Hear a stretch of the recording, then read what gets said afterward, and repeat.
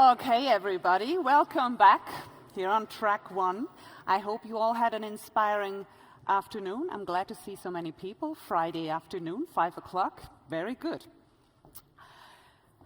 I am now very pleased to introduce you to Anca Dragan. She is called the woman who teaches AI human values. Who is she? Anca Dragan, she knows basically everything about robotics. She helped founding the Berkeley AI Research Laboratory and is co-principal investigator of the Center of Human Compatible AI. One of the most important focus of her work is teaching robots to anticipate human actions and to respond accordingly. Is this really possible? A lot of people nowadays are very afraid of artificial intelligence. So please welcome Anca Dragan and please give us some insights how to keep robots friendly. Yeah. Welcome. Hi, everybody. Thank you.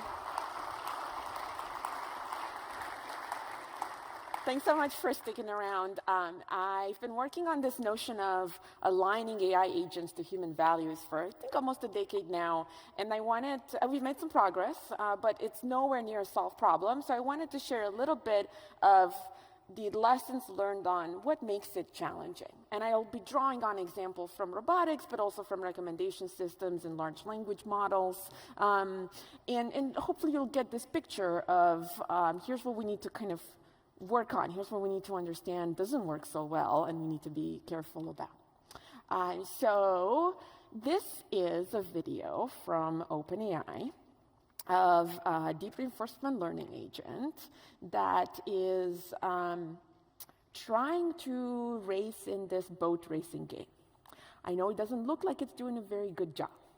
So here's what's happening.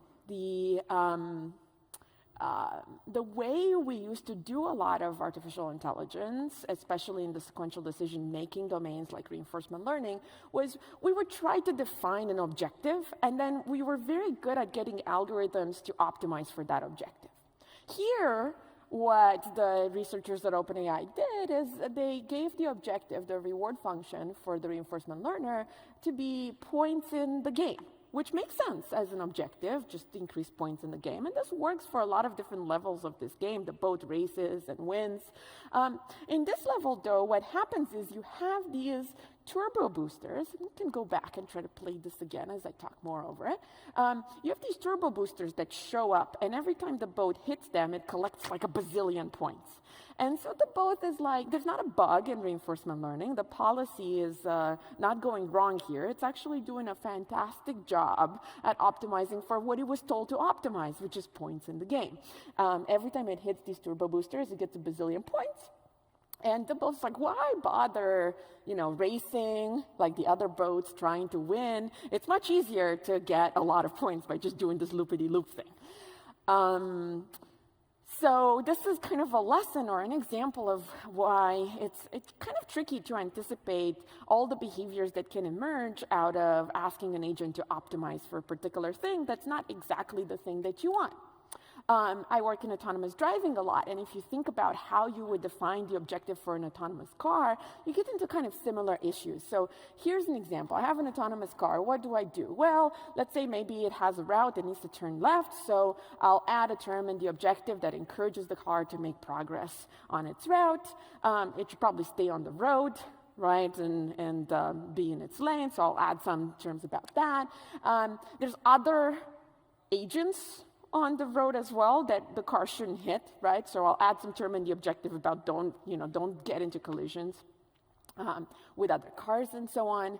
And so, I'll sit there and I'll be trying to define this thing that says, oh, this is how you measure safety and efficiency and abiding by the law, all these things that we care about. And this is how you kind of put them together into an objective that evaluates how good any particular outcome is. And then we have the car learn to optimize that. And so, you put it in one scenario and it figures out, yeah, okay, I'll go this way, expecting that the person will sort of keep going and I won't collide with them and I'll make progress and I'll stay on the road and everything will be great. You put it in another situation and it says, oh, I'll brake and slow down and merge behind the person and I'll let the person go because that's the safe thing to do. Great.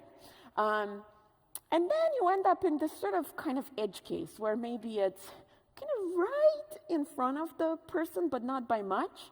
And what it decides is a good idea is to accelerate, get in front of the person, and get the person to slow down at something like 7 meters per second square, because it saves it like, 2 milliseconds or something in efficiency, right? And so then what do you do when you see something like this be the optimal solution from the objective you defined? Well, you scratch your head and you say, well, maybe these trade-offs, I didn't get them quite right. Maybe I should put more on safety and less on the efficiency.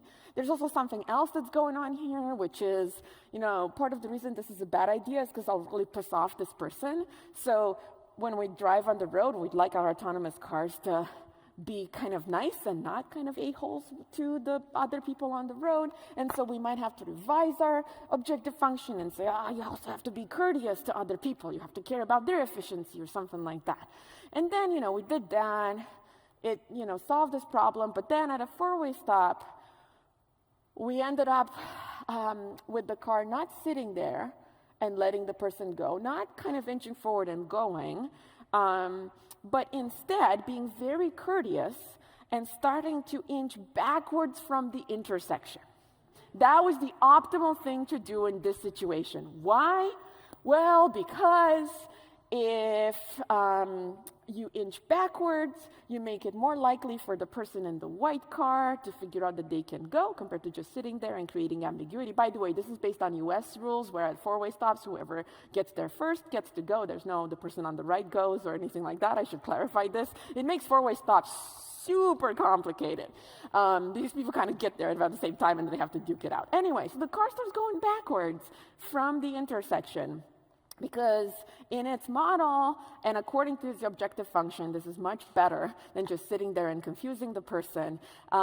This kind of gets the person to go, so we realize, we put too much weight on this courtesy term. We don't want the car to be that courteous. It ends up, in user studies, people actually go faster through the intersection, which is fascinating that this works. But people behind get really pissed. Or really confused, being like, what the heck is my car going backwards right now, right? And so then we were like, okay, go back to the drawing board. We need people to understand what the heck is going on. We need passengers to be comfortable. How do I define that term? And so on and so forth. Even if you think about traffic rules, they're not as simple as get the car to follow traffic rules, because there's a rule that says in the US, don't cross double yellow lines, right? So they would be the full white painted lines here.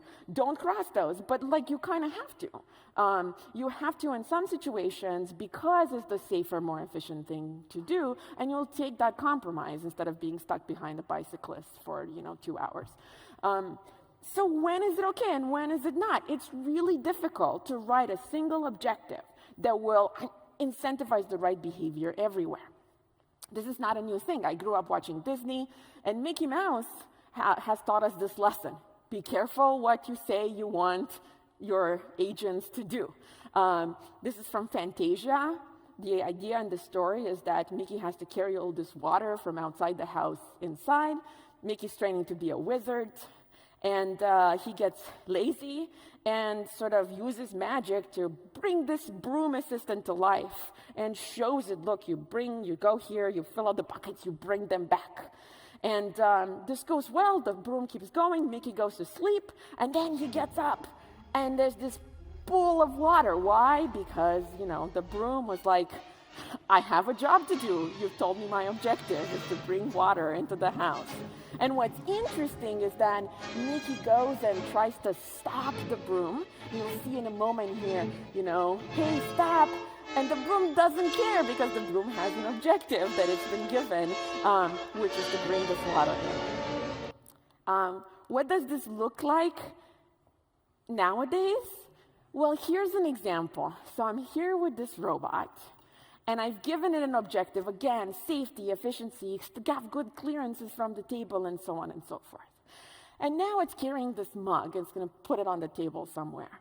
And I look at it, and I think to myself, oh my goodness, it's carrying this so high up, if it drops it, it will break. I want it to stay closer to the table. So what I might do is I might say, stay closer to the table, or I might go ahead and as the robot is moving, just correct it. Get it to be closer to the table. And what I would want as the hypothetical end user in the situation is that the robot kind of continues the task closer to the table. But will the robot do that?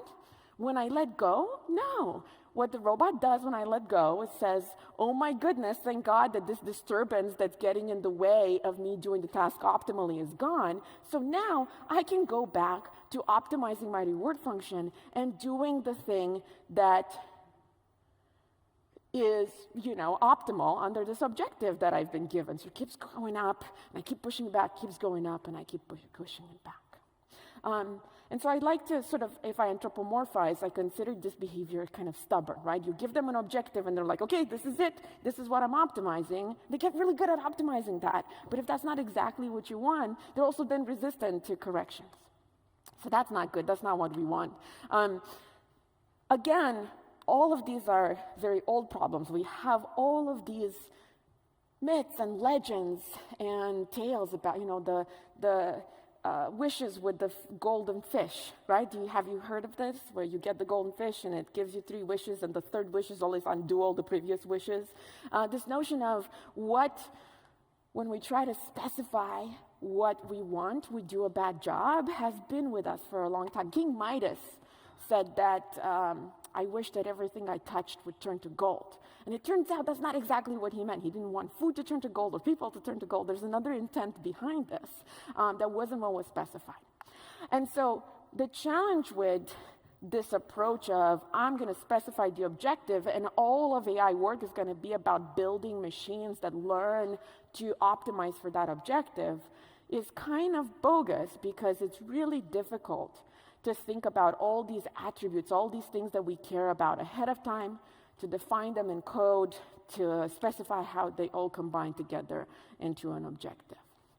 So I like to say, we pretend AI is, I have this agent, there's a state, there's actions that it's taking, and every word just kind of falls from the sky. R of SA, R of state of action, falls from the sky, and then the robot has to do a good job optimizing it in expectation. Instead, the reality looks more like this. We are people, we have something that we want, so implicitly you can say there's some objective that incentivizes the behavior we desire to see in any situation. We have trouble explicating that. And so instead what we want is for the robot to try to optimize what we intend rather than what we specify. And that's a really tricky problem. So, let's say there's these parameters theta star implicitly in my head, and the robot now needs to optimize for that, but it doesn't know what it is. And so what can it do? Well, the only thing it can do is look to what I say, what I told it to do, any kind of feedback I'm giving it, any kind of corrections.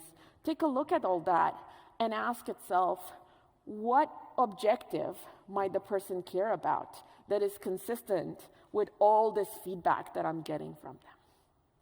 And can try to arrive at an understanding of the objective over time.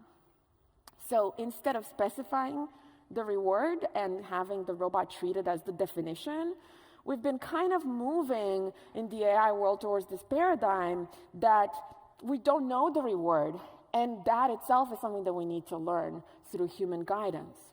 And this is now how, if you look at large language models, which are all the rage these days, this is how they're trained. There's the self-supervised stage, but then there's some supervised fine-tuning, and afterwards there's this process called reinforcement learning from human feedback, which looks like this. You roll out the policy, you get 2 answers to a prompt, and you ask people, hey, which answer do you think is better? And that's the current type of human feedback that these companies are using. And then that feedback gets interpreted as sort of evidence about the reward function, a model, a neural network that can look at something and predict, is it good or is it bad? Does it match what humans care about or does it not?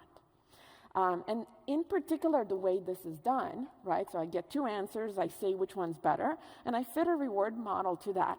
And in particular, the way this is done, and this is important, I'm going to get back to this point in a couple minutes, is through this model of how our brain supposedly works, which is that if you show me two answers, tau A and tau B, I'm going to say that tau B is better, with not deterministically, because we're not perfect, but with probability that grows exponentially with how good that answer is, according to the implicit reward function we assume is in the person's head, right? So A versus B, you're going to say B. The better B is relative to A, the more likely you are to say B, the exponentially more likely you are to say B. This is a model that comes from the 40s with Morgenstein's utility thing, the 50s, Luce, Shepard, were people in mathematical psychology, econometrics that said, yeah, this is roughly how we're going to model human decision making. So it kind of comes from this economical background. So that's what people use these days. So they fit a model to the reward function, and then they use a reinforcement learning algorithm. If you're familiar with this, it's usually PPO as the algorithm of choice. And they optimize that reward function, and maybe sometimes there's a little bit of closing the loop, generating more answers, and so on. And the hope is that by doing this, we're not trying to define ourselves what it means for this model, for ChatGPT to give you answers that are helpful, to give you answers that are truthful, and so on and so forth. I can't write down what it means for it to be helpful in code. But instead, the idea is that by asking people for this feedback and fitting a reward model to that, we end up with this reward model that captures these values that people have, and then you optimize that with reinforcement learning, and then you end up a policy that abides by these values. That's the hope. The problem is that that's wrong. The problem is that you end up, usually, when you do this, with a reward model that is completely bogus for two reasons. So if you think that you end up with a model that sort of captures human values, I'm here to kind of shatter that confidence. And I'll give you an example that's based on a robotics application. So here we have what we call a feeding task. This is a virtual environment called Assistive Gym, where we can sort of train reinforcement learning agents to kind of exercise helping people with different tasks. So this is the notion of you have people with disabilities, maybe with quadriplegia, they're wheelchair bound, they can't feed themselves, and here's a robot that is supposed to assist them with activities of daily living, like feeding, scratching an itch, stuff like that. And so what do? We get sort of this comparison feedback, and we fit a reward function to that, because we don't know how to specify, well, you should do a good job at feeding the person. I don't know how to write that down. Even less than I know how to write down, what an autonomous car should do.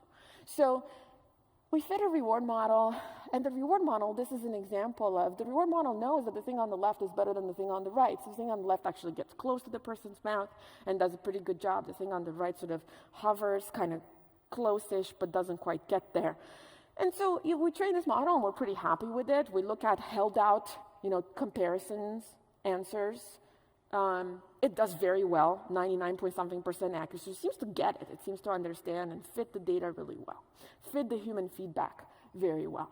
And then we do reinforcement learning and optimize it, and here's what we get. What's going on? We're not feeding the person. What's happening here? Well, going kind of behind the person's back.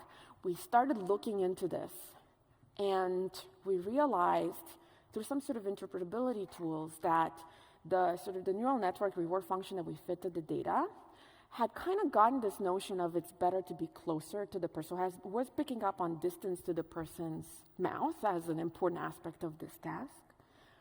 But here's the problem. There's a subtle difference between representing that as absolute value versus representing that as a signed distance. And the model was picking up on signed distance, because that explained all the comparisons just as well as absolute value. Maybe absolute value is harder to construct. What happens when you optimize for signed distance? you go negative. You go behind the person's head, right? Because that's now lower and lower and lower distance, sign distance. So we call this phenomenon reward misidentification. You can do all this reinforcement learning for humans feedback, end up with this model that seems great, even on test data and even on held out data that is drawn from that distribution. And yet, you don't actually have the correct reward model because it picked up on some spurious correlate in the data that doesn't necessarily hold either when you put it under optimization pressure or when you move it to different distributions. Right, in the boat example, the idea is you had points, and points actually correlated to winning in a lot of different levels until these turbo boosters showed up. And they screwed with everything, because now you're in these turbo boosters, when you optimize for points, that doesn't correlate to winning anymore. So the idea here is that the policy or the model that you're training will agree with sort of the stated preferences that you've collected, but even interactively collected, but might think some sort of bad answer somewhere else or bad trajectory is even better. And that's a problem. And we don't know how to fix this problem. The second problem is not so much about robustness of this learning pipeline, like the first one, but it's that all this hinges on interpreting human feedback reasonably well. And so remember, I pointed 5 minutes ago at this model for how we assume people give feedback, this comparisons feedback. The probability of them saying B better than A proportional to the exponent of the cumulative reward of B. More generally, this is called the Boltzmann model now. The probability of them sort of choosing an answer or trajectory is proportional to the exponent of the cumulative reward of that trajectory. This is something that I've personally used in like 60 papers, so I love this model. It's been very useful, but it is very wrong.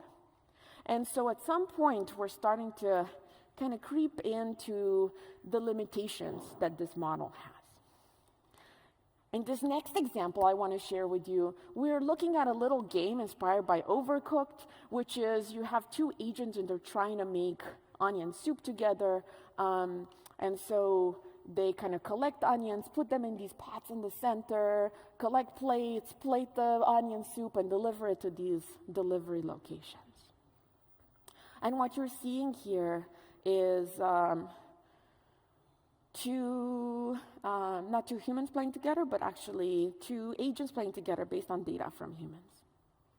We took this task and we asked ourselves, well, what model explains the actions that humans take in this game?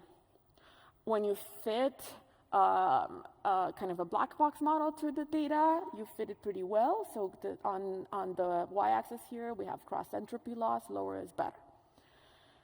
At the top there, the dotted line is a very bad model of human actions, of human decisions, which is completely random.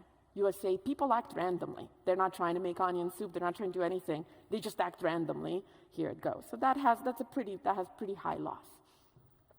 This Boltzmann model that assumes that people are approximately optimal according to sort of this objective in the game of making onion soup and delivering it is as bad as random.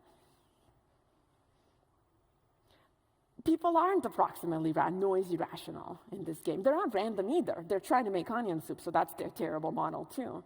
But assuming that people give answers according to this Boltzmann model seems to be in some situations a really terrible idea. And again, not surprising, because in the 70s, economists sort of woke up to this, and behavioral economy came along and said, no, people, you can't think of people as rational. They have a bunch of different systematic biases away from rationality.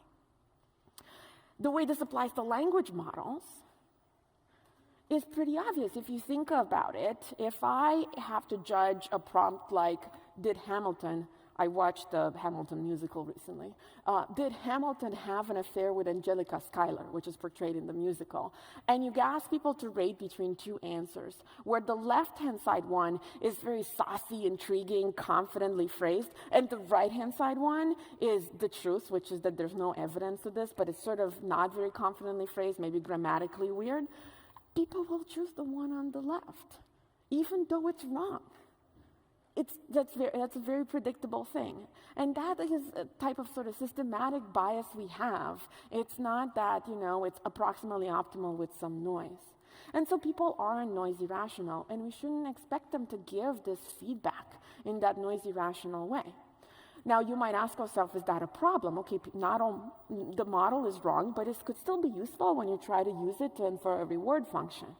Unfortunately, what we've been finding very recently in this theoretical analysis we did is that I can prove to you that even if you have a very small deviation in the model that you're assuming, the reward, the objective you infer, when using this model, can be arbitrarily bad. Can essentially be the opposite of the reward you want. So I can construct cases like that, which is very bad news. Again, does that matter? Well, I think we're seeing in practice how this matters. So we worked on a study about Twitter recently. And a generous interpretation of what Twitter does as a social platform is that it looks at your feedback, what you spend time on, what you click on, what you engage with, what you like, what you reply to, and it uses that as evidence about what you value. And it tries to provide value to you. Again, that's a generous interpretation of what they're trying to do. For the most part, they probably just try to keep you engaged on the platform to make money. But a generous interpretation is they're actually trying to make you happy and bring value to you, and the evidence that they have for that is how you choose to spend your time. That model is wrong. We, unfortunately, are pretty bad at spending time on the things we actually value. And so we looked at what are the effects of this.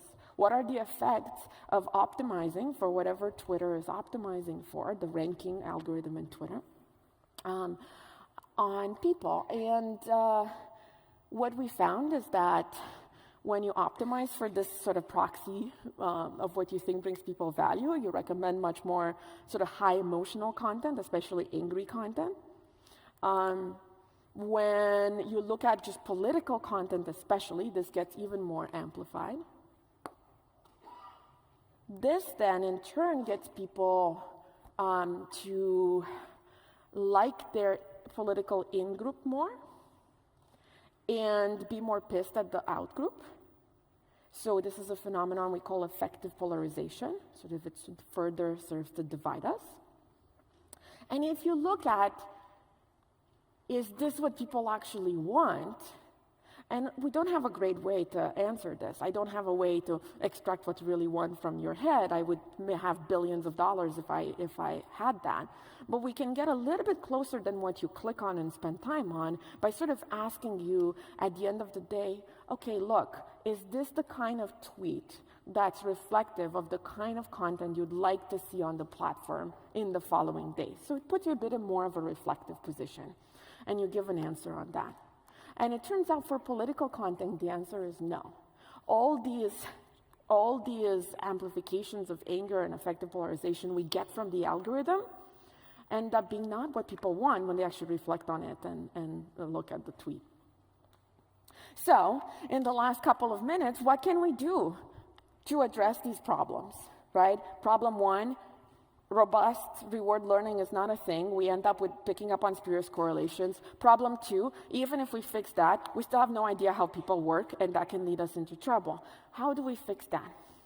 And the answer is I don't know, but I'll give you some reason for hope.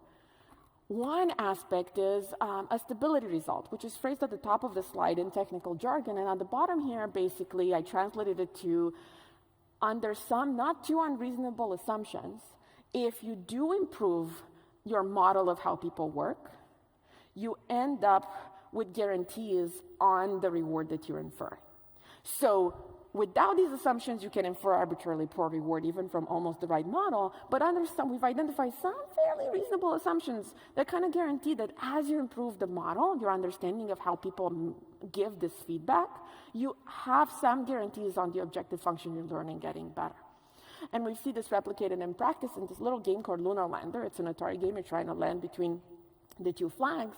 So we collected a lot of data here, so we actually have ground truth on the human model, and we can emulate, if we start out a model like the Boltzmann rational, but then get closer and closer and closer to the actual model, what happens. And we see the reward error goes down, down, down, down, down. We get better and better and better at understanding what people are trying to do. So then the question is, how do we improve the model? It's good that if we were to be able to improve the human model, we'd get better inference, but how do you do that? And that's a really tough problem. I'll give you one line of work that we've been doing, which looks at how, if an AI agent were to look at human decisions like, do parents decide to vaccinate their kids for measles or not? If they looked at a parent who decided to not vaccinate their kid, would it be correct for the AI model to say, oh, this parent must not care about their kid because that's not the rational thing to do? No. What probably explains that decision is certain beliefs that the parent holds about sort of the harm from vaccines and so on.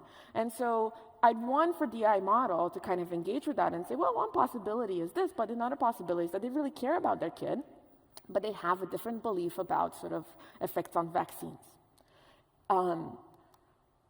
Related to that, I have a kid now, not her, she's a subject in an experiment, but I look a lot at cognitive science and developmental psychology. And there's this thing called the false belief test.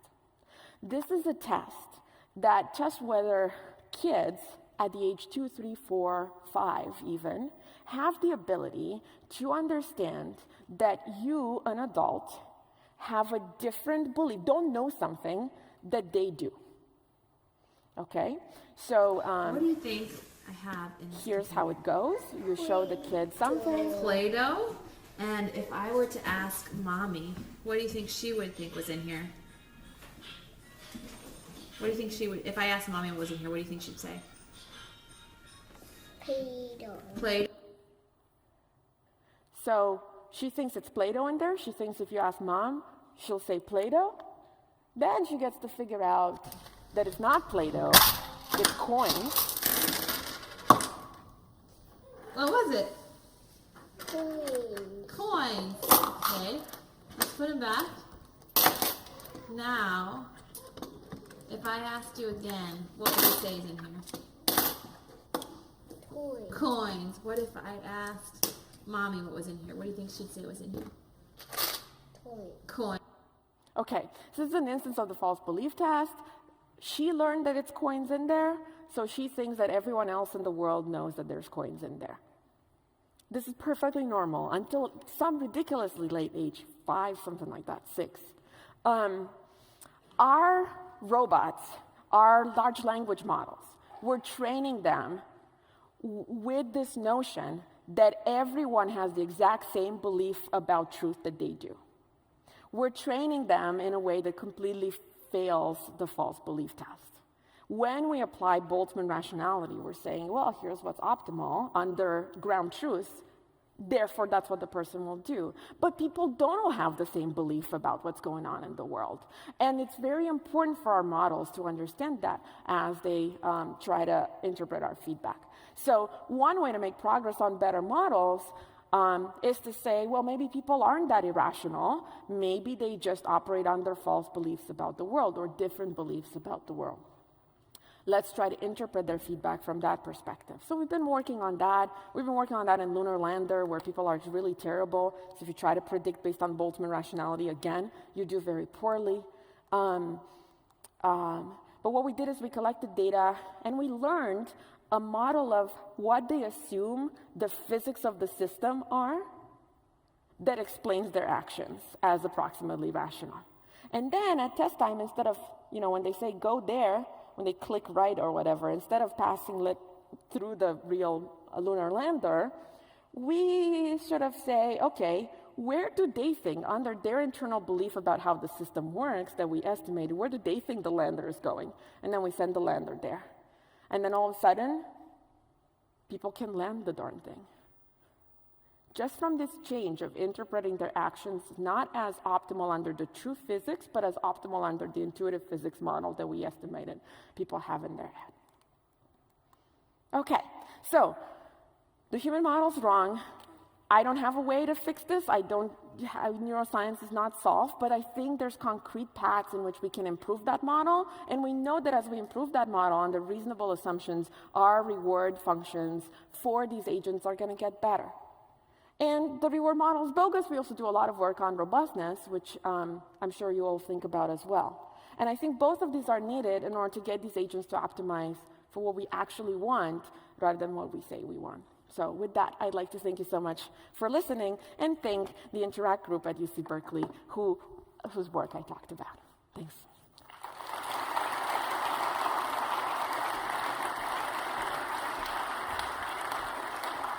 Thank you very much, Anca Dragan. When you look at the development of AI, do you think it's going into the right direction? Yes and no. I think the good news is that people who develop these models I've been impressed at how committed they are in some sense to doing it responsibly, to engaging with these issues, to fixing these issues. We have reinforcement learning from human feedback. They know these issues. They've talked to me, they've talked to other people, they know what's wrong with this. And they're very hard trying to address these problems and engage with the academic community and with other companies to do so.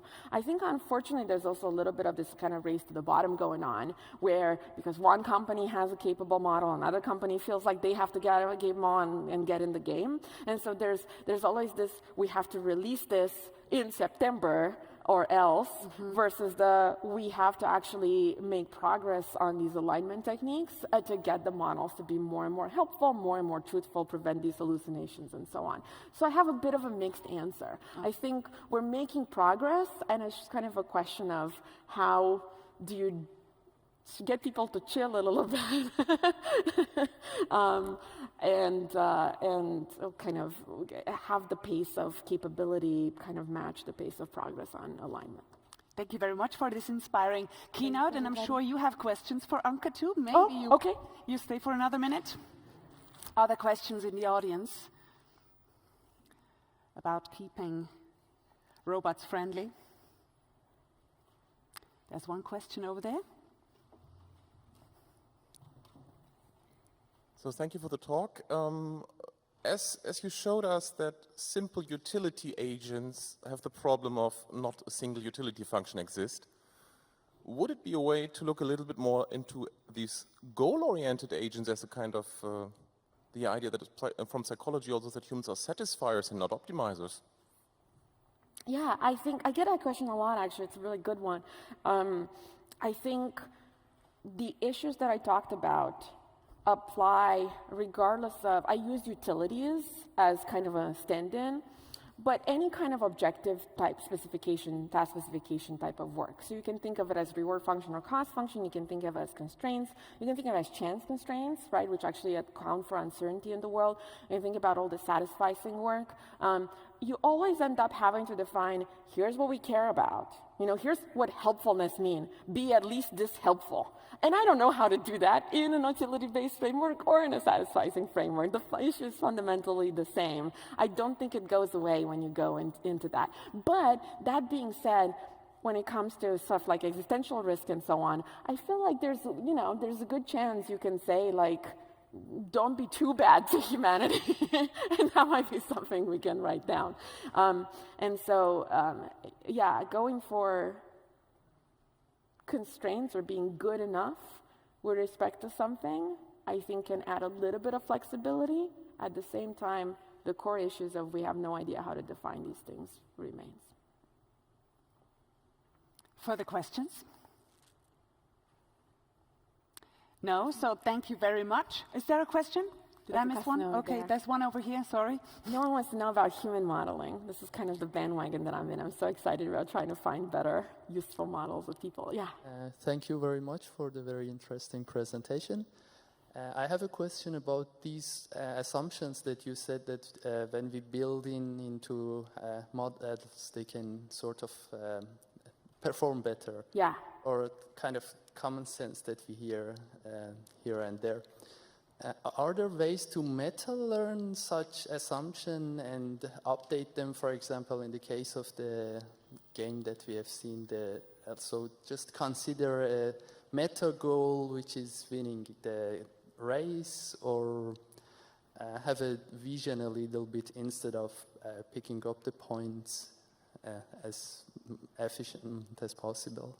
Yeah, so I think both on the reward learning scale and the sort of what might be the person's beliefs that explain the actions that they're taking scale, there's a very, there are many kind of plug-in points for meta-learning like techniques because if you think about the different tasks that you want these agents to do, there's a lot of overlap in the things that people care about for all these different tasks. And so, we've been looking, for instance, at projects where you try to meta-learn from a number of different tasks, sort of a good representation for sort of features that are valuable to people, and then you can very quickly learn how they combine for a new task. And I think similarly, you're right, that with things like, what is the dynamics model that people assume, right? I think there's a space to have a good prior. We're all each are individual, flowers, but we also have a lot in common. So the assumptions that we make about sort of how physics works, for instance, are actually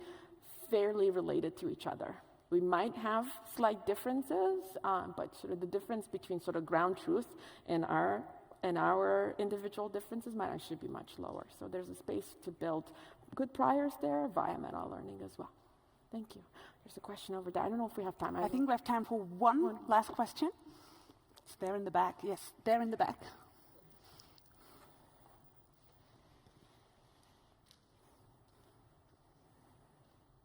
Okay, I'll try to be brief. Given all these challenges and maybe the uncertain benefits, should we still try to build robots?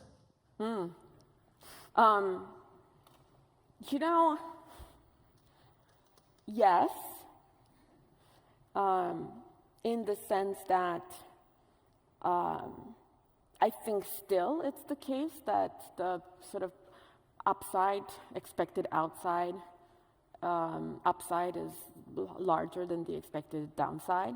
For the most part, these things are helpful and blah, blah, blah, but I will say that I used to believe that the answer was clearly, don't stop the technology ever, make progress on the technology, and if you can create a lot of resources for everyone, fix income redistribution, right? Fix these sort of issues. Don't just kind of halt things and keep us all, poor just because, we're worried that we can't solve income redistribution. These days, I have to be more and more hesitant about that because the evidence that we as a society can grapple with issues like income redistribution hasn't been very favorable. So I don't have a definite answer for you. I'll say that I still think that very much it's worth it, and we will figure out good ways, and we will do this research that enables these things to actually be aligned and helpful. But at the same time, I will admit that it doesn't just involve technologists. It involves kind of all of society fixing issues that go well beyond the technology. And I'm hoping that we'll be able to grapple with these. Thank you for that. And thank you for coming here. We have a little present for you. Thanks for this inspiring keynote. And this is a little present. I think it's something to eat. All the best to your leg. Thank you very, very much. Thanks, everybody. Thank you very much.